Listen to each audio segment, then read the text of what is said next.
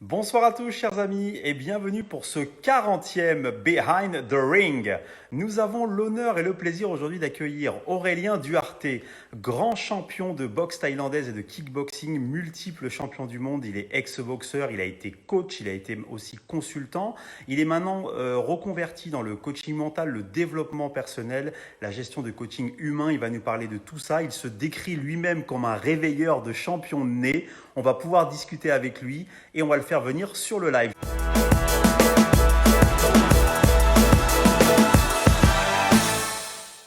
Salut Aurélien, Oh, salut Benjamin, comment ça va? ça va bien? Désolé pour le retard, je voulais trouver Il un n'y a petit pas de coin de problème. verdure et j'ai Ouais, oublié que des fois dans la verdure, il n'y a pas beaucoup de réseau.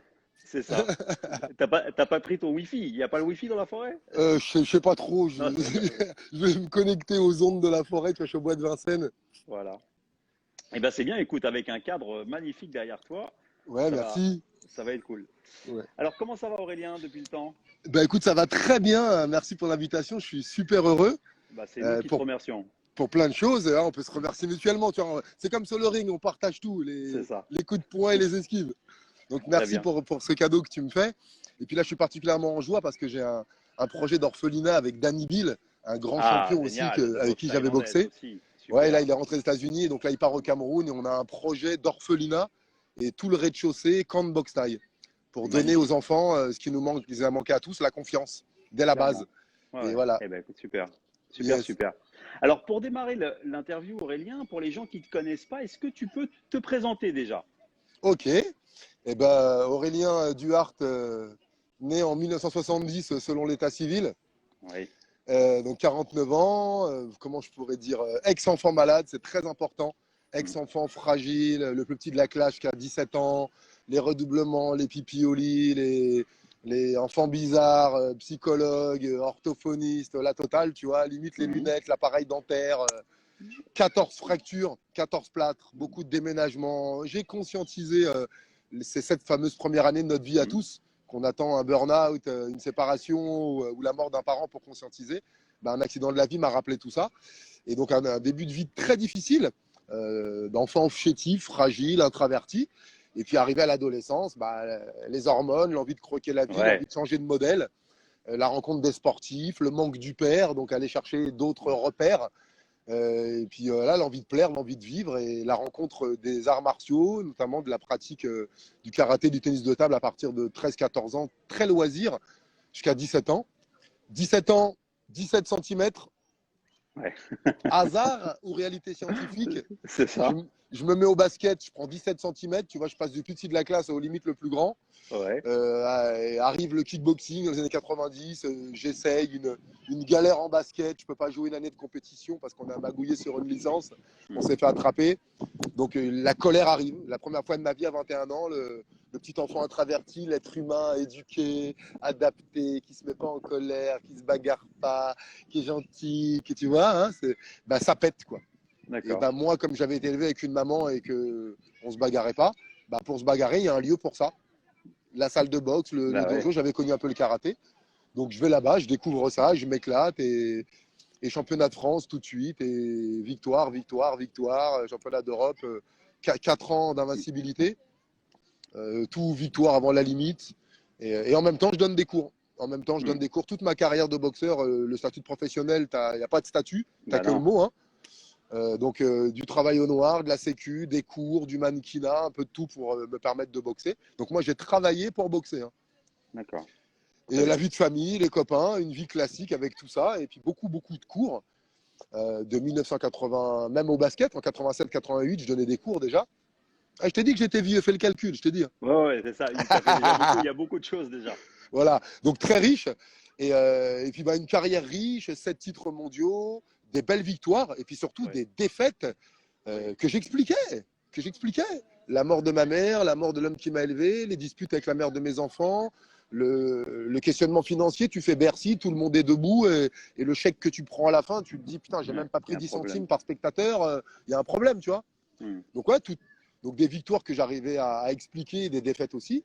Et puis arrivé en fin de carrière, j'étais un être humain avant d'être un boxeur, et je le suis encore, et bah, après 23 ans de couple, la séparation.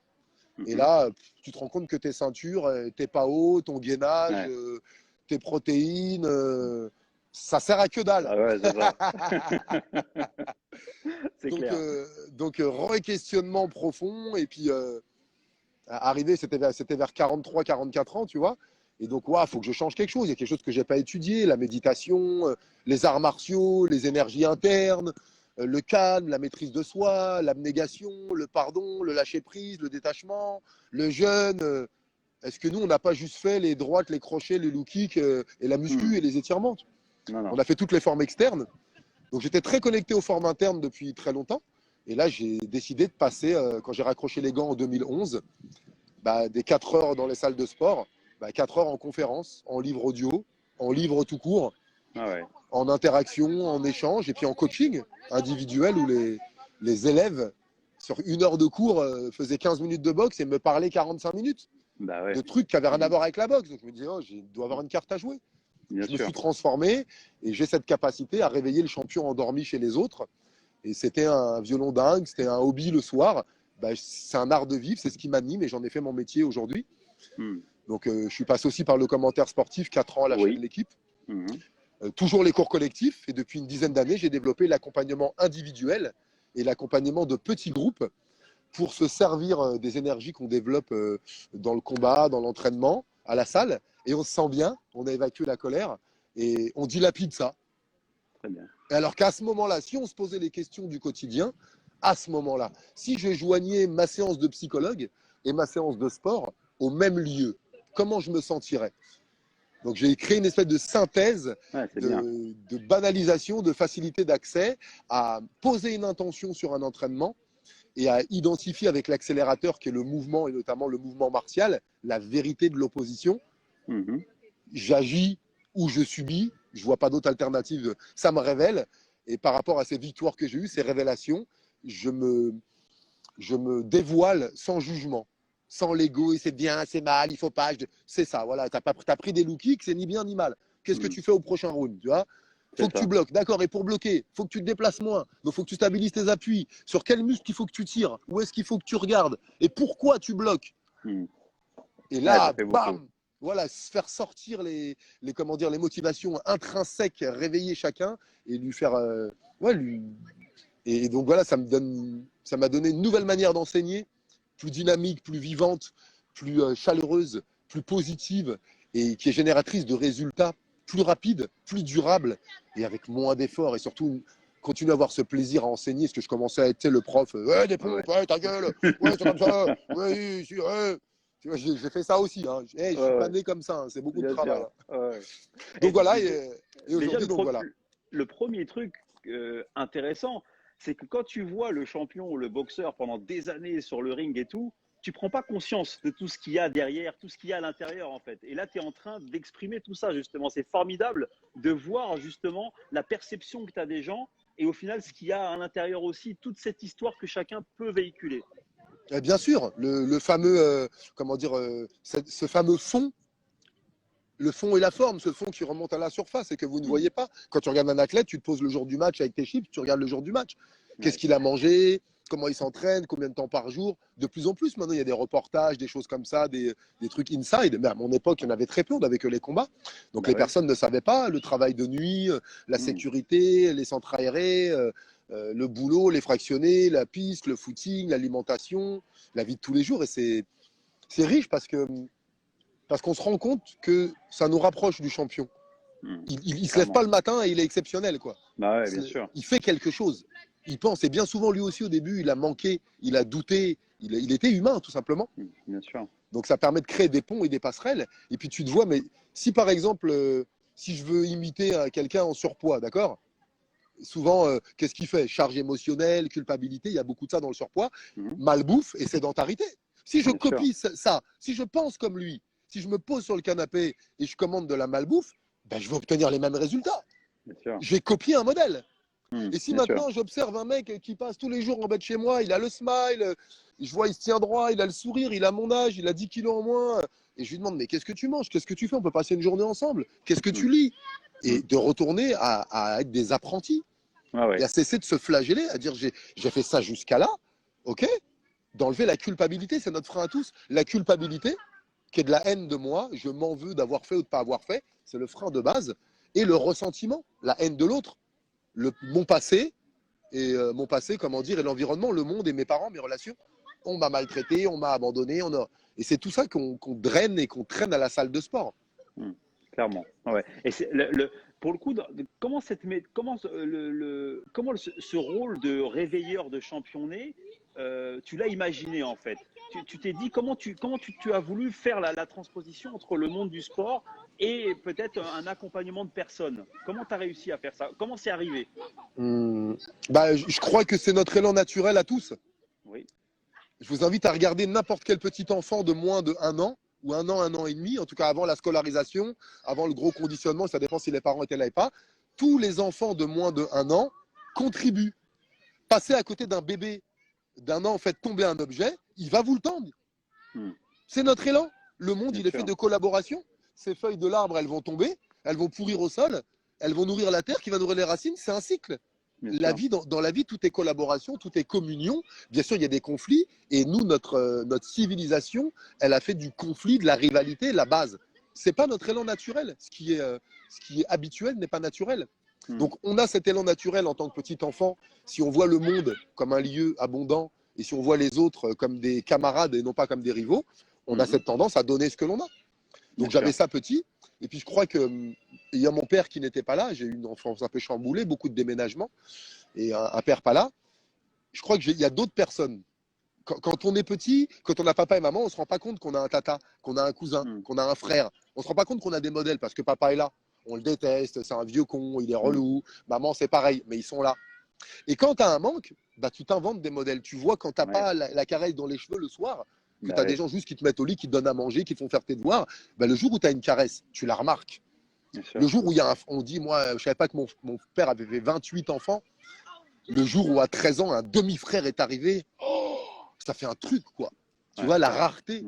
Le fait d'avoir ballotté un peu en maison, en famille d'accueil, en foyer, d'avoir des gens. J'ai cette anecdote que je raconte souvent.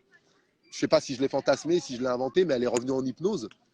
Il y a un jour, j'avais 3 ans. Vous imaginez, je suis passé des plages de Dakar au Sénégal avec ma mère, ma sœur, et puis même une bonne, un petit truc, on était bien, à un foyer dans l'est de la France en quelques mois, après une semaine de bateau, à 3 ans, séparé de ma grande sœur. Encore aujourd'hui, à 49 ans, quand je fais des cauchemars, je pisse au lit. Ça ne me quittera jamais. Et donc, je me retrouve là, et cet isolement, cette dureté, ce froid, ça a fait que j'ai développé cette capacité à accepter l'amour sous toutes ses formes et à chercher d'autres modèles. Et donc, un jour, je suis avec une éducatrice, et j'étais un enfant, les épaules en avant, bronchon, tu vois. Sourcils froncés. J'étais un bouddhiste. Je vais faire du bouddhisme, regardez. Je boude. Sourcils froncés, épaules en avant et gronchon, tu vois. Et d'un coup, je lui parle et je lui dis, mais parce que des fois, on ne sait pas recevoir l'amour. Quand on a manqué, on ne pense pas le mériter, donc on ne sait pas recevoir l'amour. Et je lui dis, mais t'as des enfants, toi? Et elle me dit oui.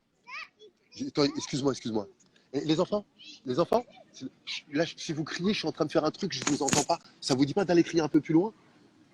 Merci, c'est gentil, les gars. Bah ouais, ils n'ont pas d'attention.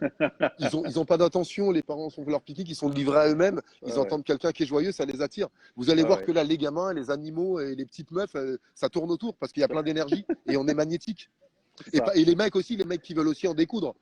C'est ça, quand tu libères ton pouvoir, tu deviens magnétique. Et c'est pour ça que des fois, on a peur. Donc, pour finir l'histoire, je dis à cette dame, mais t'as des enfants, toi? Et elle me dit oui. Et en filigrane, je disais, mais je ne comprends pas comment ma mère m'a laissé. Il y avait des bonnes raisons. Une mère ne laisse jamais son enfant. Il y a toujours des bonnes raisons. Et elle me dit, oui, j'ai des enfants. Je dis, mais ils sont où? Elle me dit, ils sont à l'école. Je dis, attends, mais ma mère, elle me confie à d'autres. Et toi, tu as des enfants, tu les fais. Mais c'est quoi ce monde où vous faites des gosses pour les confier à d'autres? Il n'y a pas de sens. Ça marche pas, je suis malheureux. J'ai à manger, j'ai à boire, j'ai un toit. Et même si les parents sont là, on a raté quelque chose sur l'éducation émotionnelle, sur l'amour, sur la présence. On a raté quelque chose. On est passés tous à côté parce qu'on a hérité de parents qui ne savaient pas et qui ont hérité eux-mêmes de grands-parents qui ne savaient pas. Et on est l'héritage de gens ignorants sur la puissance de la pensée et les effets à long terme des émotions. Et donc, moi, ayant vu Guillaume Tell, Robin des Bois, j'en sais rien, les héros de la télé de ma petite enfance, on que je revienne, Goldorak, Capitaine Flamme, et bien avant ça, Thierry Lafronde, C'est des héros, et ces profs, ces éducateurs de quartier. La première fois que j'ai vu un flic, moi, à Villejuif, un motard, tu sais, comme Chips, là. Ouais, ouais. Sauf que je vais changer de place parce que là, il y en avait deux, maintenant Ouais, il y il en y a a du 8. monde, ouais. Ouais. C'est normal, c'est la forêt joue, c'est à moi de me déplacer. C'est ça. Donc, la première fois que j'ai vu un motard, j'ai vu ces mecs arriver, l'insigne police, les casques, les bottes. Ils sont arrivés au quartier, à la cité, à Villejuif, nous apprendre à faire du vélo. Ils sont venus nous mettre des stops, nous mettre des passages piétons et nous apprendre que la rue était dangereuse. Et ces mecs venaient me dire, je viens prendre soin de toi, protéger et servir. Quand je voyais des soldats à la télé, ces hommes qui mouraient, ils mouraient pour la liberté. C'était ce que j'avais. Il y avait des héros, il y avait des modèles. Bien sûr. Et moi, je les fantasmais, donc forcément, j'ai voulu devenir ça. Les samouraïs, les guerriers, je voulais pas m'identifier à celui qu'on sauvait. Je voulais m'identifier aux sauveurs et aux héros qu'on a tous en nous. Bien sûr. Tu pourrais nous expliquer un peu qui t'accompagne aujourd'hui au quotidien? C'est quoi les types de personnalités et qui tu travailles aujourd'hui? Alors, je vais faire très large. Tous ceux qui ont besoin d'aller mieux. Ouais, d'accord. Et on retrouve qui en général? Ton profil type d'accompagnant, c'est quoi? Alors, c'est vraiment très très large. Je voudrais vraiment vous dire que ça peut paraître un peu une lapalissade, mais vraiment mes clients, c'est très très large. Ça va de la maternelle à la maison de retraite, voire aux soins palliatifs, en passant par le GIGN, la femme, la ménagère à la maison, le père de famille, l'étudiant. Nous fonctionnons tous de la même manière, tous. Il est plus facile de bâtir un enfant fort que de recruter un adulte démoli. Tous les accompagnants, qu'on soit classique, psychologue, on passe notre temps à réparer des plaies de l'enfance. C'est la même chose, le manque d'amour, la dépréciation. Donc j'attire un petit peu tout le monde, et principalement par mon parcours, j'ai beaucoup attiré de sportifs de haut niveau, de gens qui voulaient réveiller le guerrier endormi en eux. Ouais. Donc ça peut être des entrepreneurs, des personnes bloquées. J'ai plein de personnes lambda qui vont bien, et il y a quelque chose qui bloque. L'amour, l'argent, des colères, un manque de sommeil. J'ai beaucoup de personnes aussi sur l'alimentation. J'ai 49 ans, j'ai retrouvé le poids de mes 22 ans. J'ai cette exemplarité. J'attire beaucoup aussi des décideurs et des personnes qui ont des personnes sous leur responsabilité. On ne choisit pas d'être décideur. Professeurs, enseignants, éducateurs, parents, leaders, entraîneurs, des gens qui, on leur donne une écoute et des fois, ils n'ont pas les outils que j'ai aidé à apprendre, les clés verbales, la dépollution verbale, la linguistique, les formulations bienveillantes et tout ça. Donc, j'ai vraiment un public très, très, très, très large et j'accepte tout le monde. Et j'ai un souhait d'impacter ce monde. Donc, forcément, moi, je souhaite rencontrer des décideurs. Donc, aujourd'hui, je rencontre beaucoup de personnes de la politique, des médias, de la finance, de l'armée, de la police, de la grande distribution et de l'éducation. Tous ces 7 leviers qui font notre monde, quoi. Et du divertissement aussi, il y a même de l'artistique qui arrive là. Donc en gros, le message, toi qui m'écoutes, c'est accessible.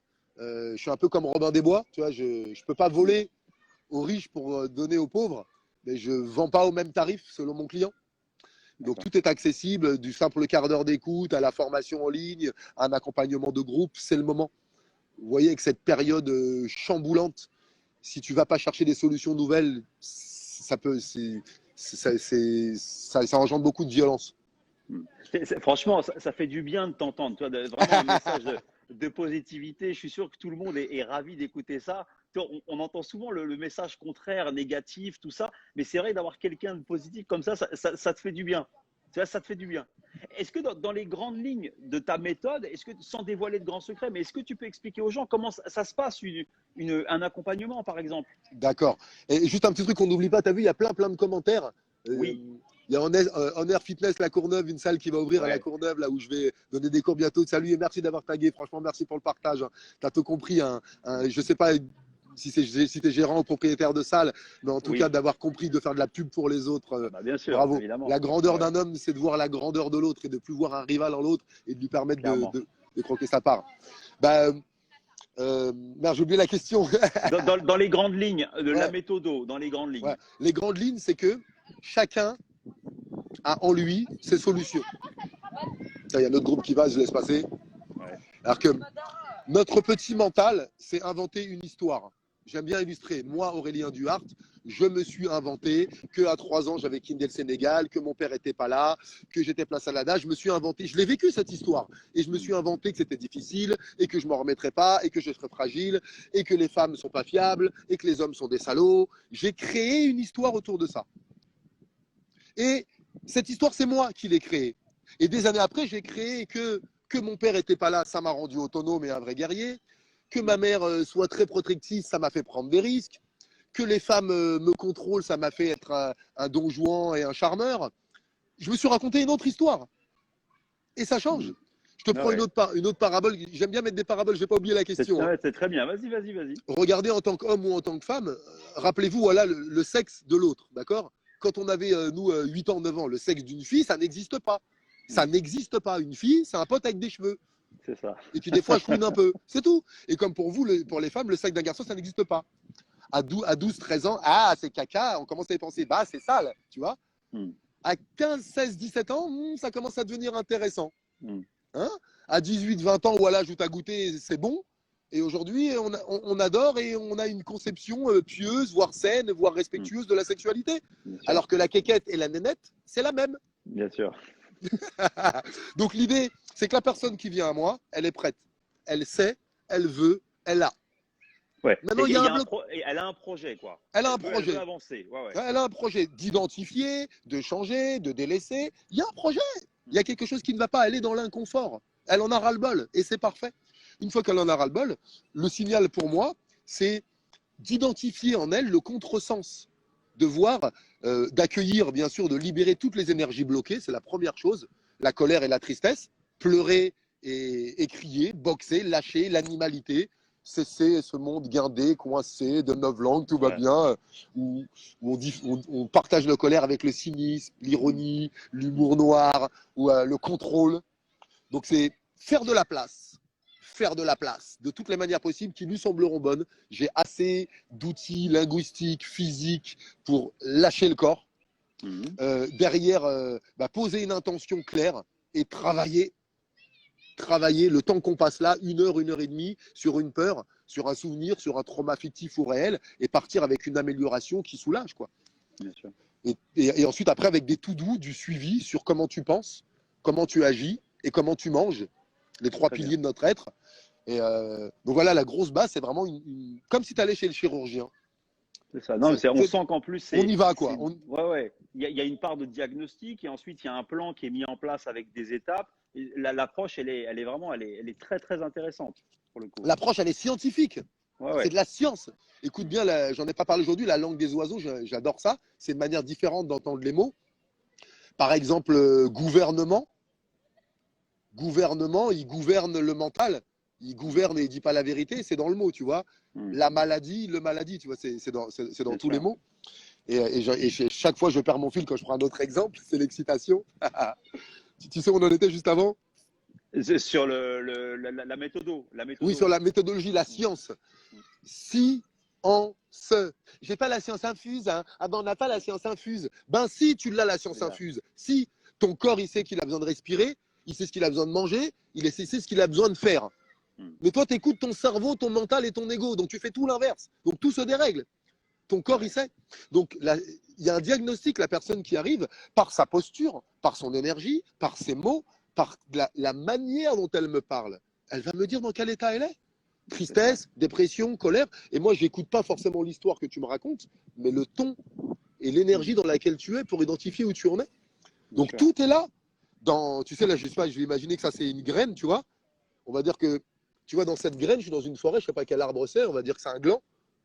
Dans ce gland, il y a la promesse d'un chêne. La photosynthèse, tout est là-dedans. Qu'on le plante dans la terre ou dans un petit pot, ça fera un chêne. Il y a le programme là-dedans. Et nous, on a un programme interne de réussite, de succès, aussi, comment dire, ce que vous appelez d'échec, de tentatives et de résultats qui nous éloignent. L'abondance, la santé, la joie, des relations harmonieuses, c'est notre droit divin de naissance à tous. Donc on a ce programme interne. Et comment on se reconnaît, comment j'enlève les pollutions, comment j'enlève les peurs, l'histoire que je me raconte pour faire émerger ce qui est déjà là. Avec bien sûr un gros travail, un regard positif, une orientation solution, un soutien indéfectible et du gros travail aussi sur mes propres plaies, parce que les autres me parlent de moi.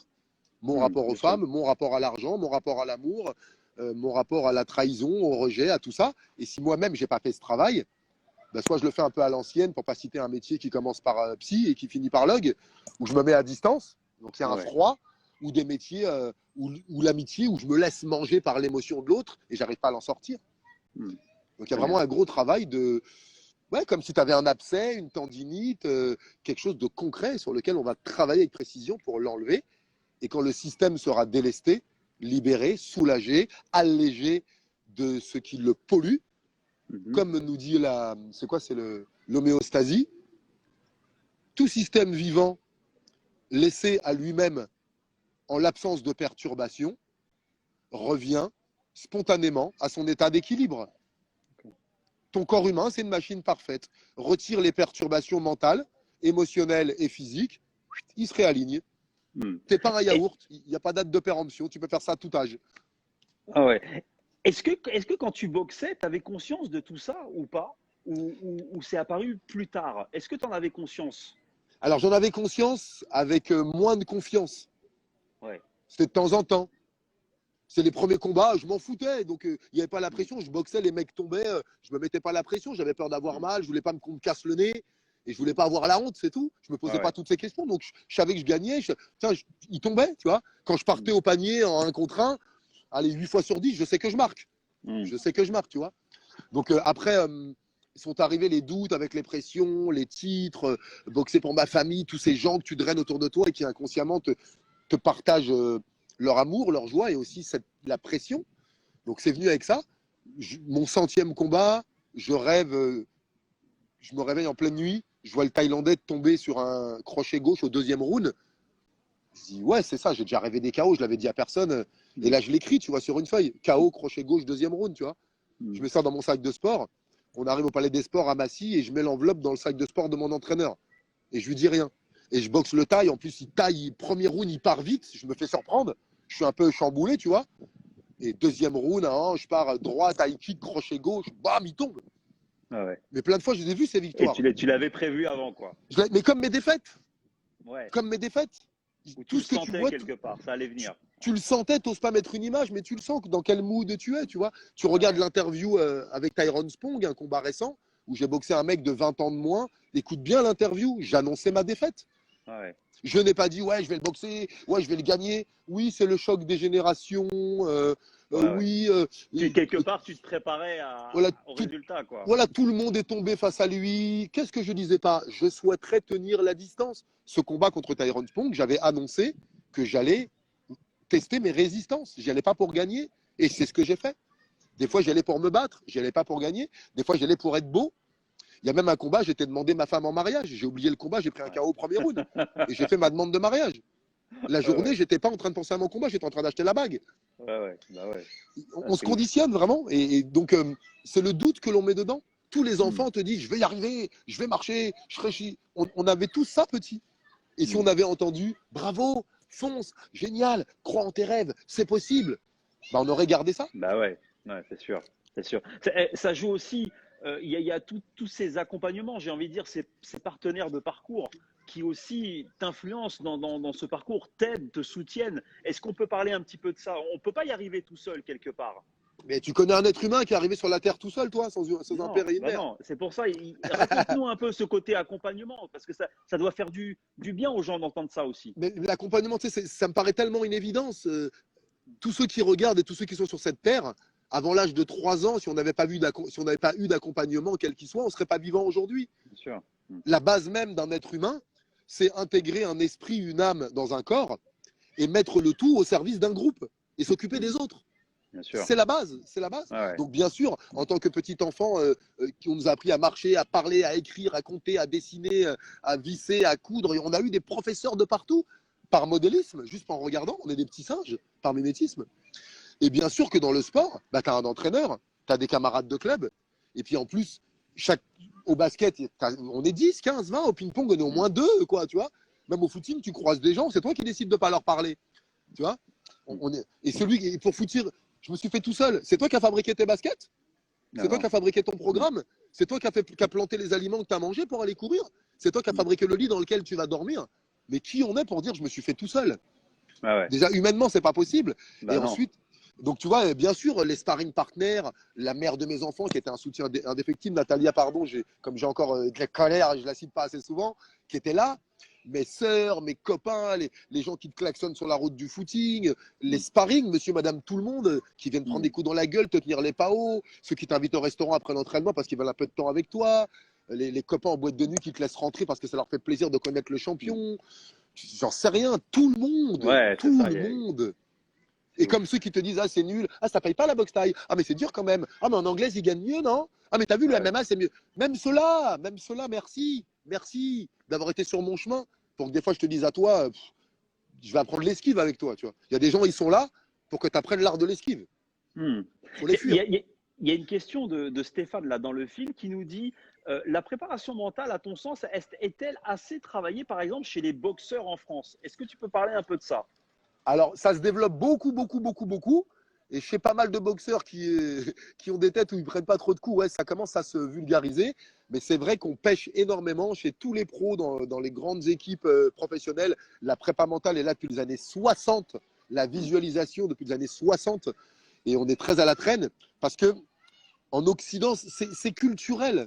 Les premiers seront les derniers. Arrête de rêver. Ah, ne parle pas de ta victoire. Elle va pas. Comment ça? On nous a empêchés de dire nos rêves. C'est mal vu. Alors que parler de tes Ouais. défaites, te questionner, te remettre en question, ça tu peux.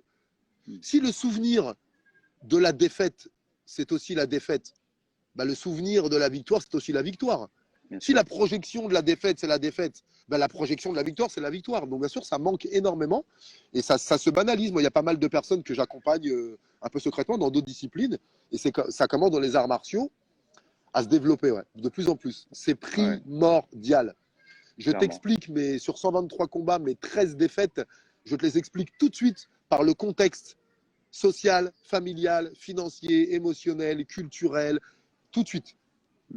Ah ouais. Et il faut des années pour ça. Alors qu'imagine que là, à l'aube d'un combat, on te dise, écoute là, en vérité, ce qui t'agace, là, c'est parce que tu n'as pas parlé à ta maman depuis très longtemps, va lui parler, envoie-lui un texto ou mets ça de côté, ah, tu lâches ta rage, et t'oublies et tu vas boxer. Moi, j'ai boxé avec ça. J'ai boxé avec la peur que ma femme m'aime plus, la peur que ma fille soit pas fière de moi, la honte de pas gagner assez d'argent pour payer la maison à ma maman, d'être à Bercy et puis de me retrouver le lendemain au gymnase à être payé une misère. Tous ces conflits internes. Ah ouais, non, c'est fort. Dans les gens qui nous écoutent, est-ce que tu peux donner deux, trois tips ou deux, trois conseils pour les gens qui se posent des questions, qui seraient un peu anxieux, pour leur permettre d'aller un peu mieux? Deux, trois petits Arrête de te conseils. poser des questions, un seul. Arrêtez de vous poser des Vas-y. questions. La préparation mentale, le but, c'est de faire taire le mental. If you Ouais. stay in your head, you're dead.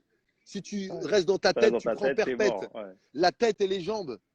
Et ton corps et ton cœur et tes émotions et tes rêves. Passer du temps dans mon cœur. J'ai trouvé le désir derrière la peur. C'est radical. J'ai peur d'être au chômage. Pourquoi? Parce que j'ai le désir, j'ai besoin d'avoir de l'argent et un travail. Immédiatement, ne jouez pas à alimenter ce moulin. Le cerveau, il juge. Il ne peut pas aimer. Le cœur, il aime, il ne peut pas juger, disait Georges Sand. Le cerveau, il expose des problèmes, il ne les règle pas. Il a toujours un petit truc, hier, demain, avant, après, il ne s'arrête jamais. Pour t'assurer ton bonheur futur, il te pollue ton présent. Il ne sait pas que ton présent, c'est lui qui crée ton futur. Sortez de vos têtes. Ouais, Posez c'est les génial. livres, posez les conférences. Pince-toi, mords-toi, fais un truc physique. Va prendre un bain chaud, va écouter ta musique préférée, prends ton chéri dans tes bras, va faire des pompes jusqu'à plus pouvoir. Arrêtez avec ces trucs euh, aseptisés. Je sais qu'en plus c'est le moment. Faites des trucs sauvages, allez monter un arbre, courez, criez comme des fous. Imitez les petits enfants de 3 ans. Je tape des pieds, je hurle, ça dure 30 secondes. Évacuez tout ça de manière spontanée, animale, Clairement. brutale, spontanée. Il est là le secret. Sortez de vos têtes. Ouais, J'ai envie de te dire, lève-toi cette chaise et bouge, danse. Tout de suite, après le truc, mets de la musique. Exprime ce que t'as mis une chape de plomb chez toi. Moi, c'était la joie à un moment, ou la sexualité, ou ma réussite. Il y a quelque chose, tu as mis une chape de plomb dessus. Tu es incomplet. Trouve cette partie honteuse dans ta famille, l'éducation, et fais-la péter. Chez toi, tout seul, entre 4 murs. Bien sûr. Tu n'as pas besoin de faire un blog. Et quand tu vas libérer cette partie-là, tout s'équilibre. Clairement. Non, non. Merci En- pour tes en- questions puissantes. non, Et on, non, on non, est à mais combien de temps? Parce qu'au bout d'une heure, ça coupe et je voudrais pas qu'il nous coupe la ouais, suite, je ouais. crois. Là, on est à 45 minutes, mais Oh, on a le temps. je voudrais surtout te remercier pour tout ce que tu transmets. C'est vrai que euh, quand tu es dans la personne urbain classique, tu te poses pas cette question. Tu es pris dans le quotidien. Et c'est vrai qu'on a d'entendre ça et de se le dire, tu te dis, mais en fait, ouais, mais il a raison. Il y a plein de gens dans le film qui commentent en disant, mais oui, c'est ça. Ah C'est ouais, ça qu'il partage-moi faut quelques faire commentaires parce péter. que c'est écrit tout petit et moi je vois Ouais, pas alors très bien. attends. Regarde, il y a Stéphane là qui nous redit, le doute fait avancer aussi. Est-ce que le doute fait avancer? Aïe, aïe, aïe, aïe, aïe, aïe, aïe. Stéphane, bon, vous avez vu, je suis un peu punchy. Hein. Merci, n'en fais pas une histoire personnelle. Est-ce que reculer, ça fait avancer? Des fois, c'est binaire. Douter, c'est l'outil du diable. Le doute, c'est l'arme la pire du monde. Il faut des années pour construire un rêve, un truc. Je ne doute pas, je questionne. La langue française est riche. On nous a massacrés avec ce vocabulaire. Je me remets en question, je doute. Écoute bien. Qui doute de son pouvoir donne du pouvoir à ses doutes. Douter, s'inquiéter, c'est faire des projets négatifs qui vont apparaître dans ton champ mental que tu vas devoir lutter contre. Crée, rêve, questionne-toi, interroge-toi, enlevez ce mot du doute. Vous avez vu des fois, ouais, je vais faire ci, je vais faire ça, tu as mis une journée à te galvaniser, quelqu'un passe, un regard, tu rentres chez toi, tu fais demi-tour. Ta récitation, ton machin, t'es prêt, t'es sûr que t'as bien révisé, boum, si c'est une personne que tu aimes, ça t'écroule. Le doute, c'est l'outil de l'ego qui est un éternel insatisfait. Ah, je suis un perfectionniste, je suis un éternel insatisfait. Mais c'est pas toi qui parles, c'est ton petit mental, tu t'es identifié à ton mental. Est-ce que tu doutes que tu respires? Est-ce que tu doutes que ton cœur bat? Est-ce que tu doutes que ton sang coule? Est-ce que tu doutes que tes oreilles fonctionnent? Non, il y a des choses, elles sont, je sais. Douter, c'est faire des projets négatifs. Questionne-toi. Est-ce que j'ai fait ce qu'il fallait? Est-ce que j'ai pris les précautions? Est-ce que je connais quelqu'un qui a fait ça et pour qui ça a marché? Douter, tu vois pas la charge que ça met émotionnelle. Doute, stress, inquiétude, il y a des mots. Questionnement, interrogation, projection, brainstorming, table ronde, partage d'idées. Vous avez vu notre langue, comment elle est riche? On s'enferme avec ces mots limitants. Plus jamais n'utiliser le mot doute. Je doute, non, je me pose une question. Et s'il n'y a pas de réponse, ben laisse, c'est un élan naturel de ton cerveau reptilien de s'assurer que tout va bien et de ton conditionnement à l'éducation à l'interdiction de se tromper qui fait qu'on n'ose pas faire ou qu'on fait avec une charge parce qu'on s'est assuré et l'incertitude et la créativité et la surprise, tu vois, de refaire confiance à la vie. Si tu doutes de toi en vérité. Ne doute pas de toi. Je sais que ça peut être brutal et chamboulant, hein, mais je veux vraiment créer, tu vois, un switch et une information pas forcément contraire, mais vraiment différente. Bien sûr. Ah ouais.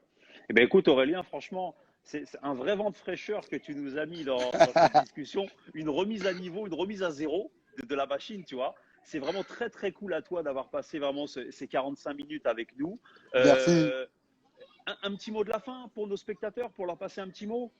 Ouais, bah déjà les saluer, je vois il y a plein de mots, hein, j'ai pas tout lu, je voulais rester spontané, il y aura comment dire, un replay. Un replay absolument sur le compte. Ouais, tu me l'enverras que ça je pourrais vous retrouver, répondre absolument. individuellement. Ouais. Donc vraiment merci à tous ceux qui étaient là. Un petit mot, je sais pas faire, on en a dit tellement. J'ai envie de te dire, allez, on va remettre encore un peu de poésie. Il faut charger, tu sais, quand des fois on dit ah je suis bouillant là, bah quand ça bout, faut mettre les pattes. Ouais. C'est là que ça commence. Aime-toi comme tu es. Aime-toi comme tu es. Là, tout de suite, pose tout, s'il te plaît. Fais-toi des câlins. Va te regarder dans la glace. Va pleurer ce que tu as à pleurer. Dis-toi, laisse les autres tranquilles. Va passer cette soirée avec toi. Regarde des films tristes. Fais sortir cette tristesse. Retrouve-toi. Voilà.